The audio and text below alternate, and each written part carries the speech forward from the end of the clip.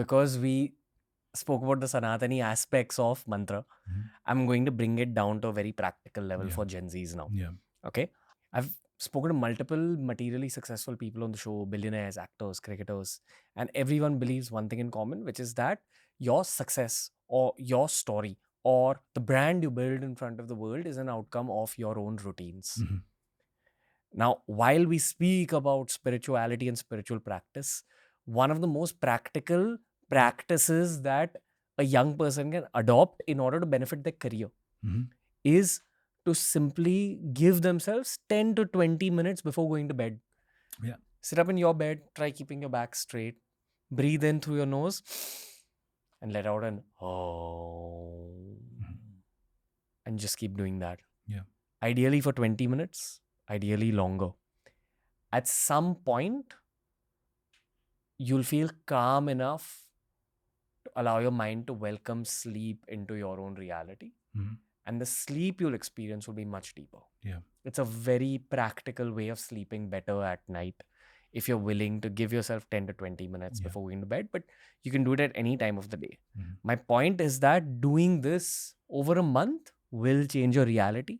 This is something that can actually be experienced by yourself. Yeah. And we spoke about Om chanting. This was the first practical meditation that I ever tried in my life. And I remember the first time that I did it, it was a 20-minute long meditation session. I wasn't thinking too much about the 20 minutes. I was just staying with each of those ohms. Thoughts were coming up in my head. I was allowing those thoughts to come and go and trying to focus on the mantra constantly. Lots of people say that they're not able to meditate because they end up seeing too many negative things in their own head, or they end up facing some kind of moment of shame from their past in their own head usually. The way I look at it, I think that this is normal and this is your brain flushing out the toxins. If you can get past this 1 week of lifting that heavy weight for the first time, then in the following 3 weeks of that 1 month, that heavy weight is not going to feel so heavy. Correct.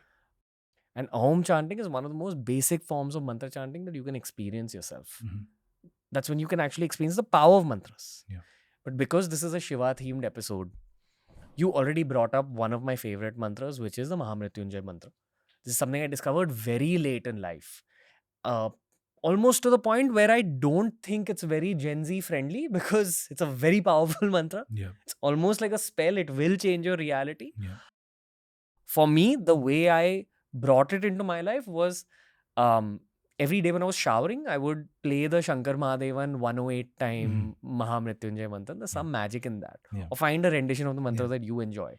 But listen to it like music. That's how you can initially get into these like longer mantras. I would say that the next step is to understand the meaning of the mantra, especially if it's a long one like this. Understand what you're chanting. Understand the deity that it represents. Go deeper into the knowledge of the deity.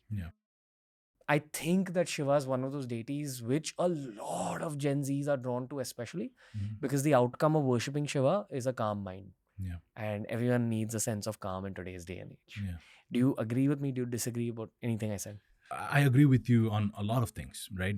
Meaning mantra is definitely one of the most powerful things and most practical and the most easy things for one to begin, right?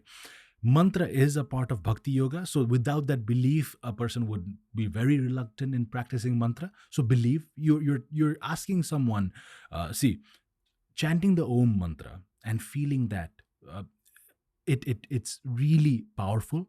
But even wanting to chant it, I ask people to just visit temples, listen to the aartis, right? When I was walking to the studio today, I was welcomed to the studio with the aarti, right? Anyone who is in a close proximity to that temple would want to listen more, would want to know more.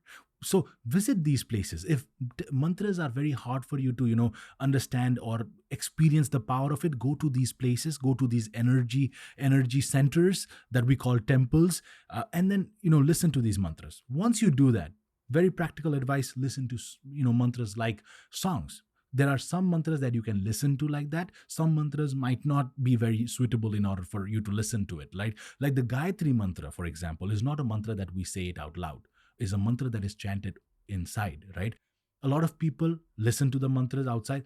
See, things that are done without knowledge is always okay, because Bhagwan is bhav. He listens to our bhav more than the rules and restrictions. But once you know that these are the mantras that you want to keep inside of you. There are some mantras that you can listen to, like the Hanuman Chalisa. Probably one of the most played YouTube videos in the world is the Hanuman Chalisa, which a lot of people would benefit greatly from listening, and then slowly starting to understand the meaning, then slowly starting to recite it, and then slowly you don't need the music, you can recite it on your own, right? So that process is very, very practical.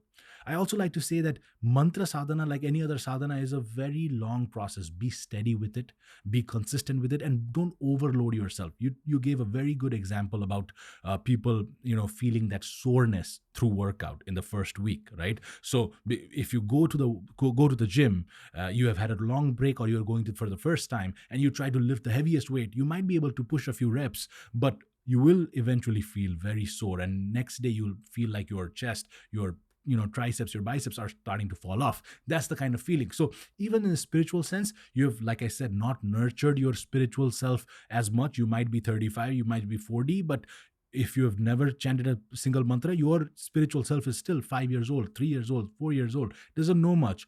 Nurture it slowly. It's not going to take a lot of time, like building muscles, but consistent practice is required there. So like you said, let the negative thoughts come in. It's natural. It's a cleansing process. You have to be okay with it. You have to be okay with your past. Bhoot. We're scared of bhoot, right? We say bhoot. Bhoot is all about the past. That is bhoot. When you get scared about the past karmas, that is bhoot coming to you.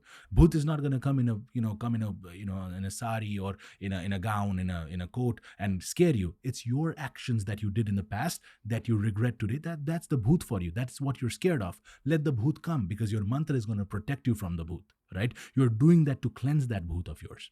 And then you slowly evolve into what I said is Bij mantra. Now meanings become irrelevant. Now the energies become relevant. For Bij mantras, you need tools. You need tools like Rudraksha. You need initiations. You need very powerful tools that can, help you understand and also initiate you in that process. Shiva Purana talks about Bij mantra with Rudraksha only. So when the mention of Rudraksha comes, then the mention of Bij mantra comes, because as you get to that spiritual level where you can attract Rudraksha into your life, then you start to be initiated into these Bij mantras. But for a Zen Z who's just starting out, a practical mantra of Om Namah Shivaya, and don't see, one of the tendencies that I've seen is now people want to do 108 mantras, right? So you start on this journey. Then you want to do mantras for Ganesh. You want to do mantra for Devi. You want to do mantra for Shiva. You want to do mantra for Ram. You want to do mantra for Vishnu. You want to do mantra for Hanuman. You want to be, which deity are you going to leave back? You don't want to leave back anyone, because now you're starting, right? You're fresh. You want to hit triceps, biceps, chest.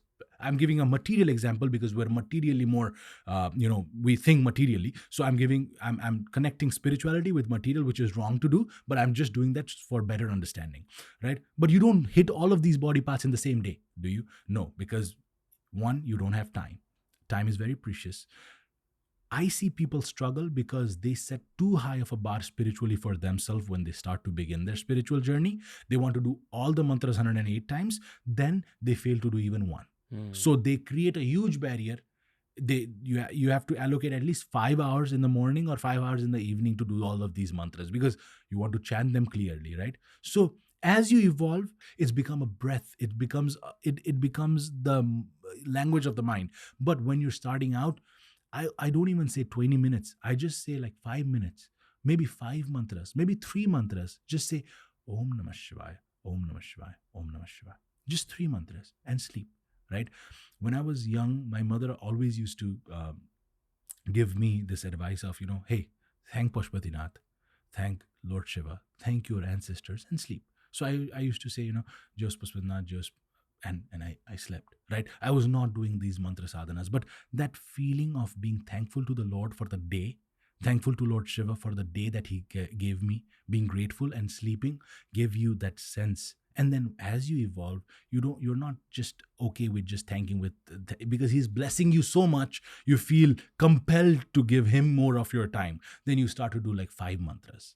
Then you become even more compelled. Then you start to evolve. So let yourself evolve, but don't set a too high of a boundary where, too high of a bar where you are too, you don't have the time. Second, you are feeling too sore, like you said, you're starting, but you're not being able to do a sadhana, because sadhana is, like I said in the beginning of this podcast, it is a relentless and a disciplined pursuit. It is not a one-day marathon, sprint. It's a marathon for the rest of your life. So if 3 mantras is your sweet spot, do it, but do it every single day. Last time we talked about, even doing manas puja in the plane. We talked that even when you're flying, you're doing puja. So that is a form of sadhana. You're not letting your material circumstances or environment around you disrupt your sadhana. So that is what I recommend to the younger generations, is make spirituality more practical and do it. Just do it.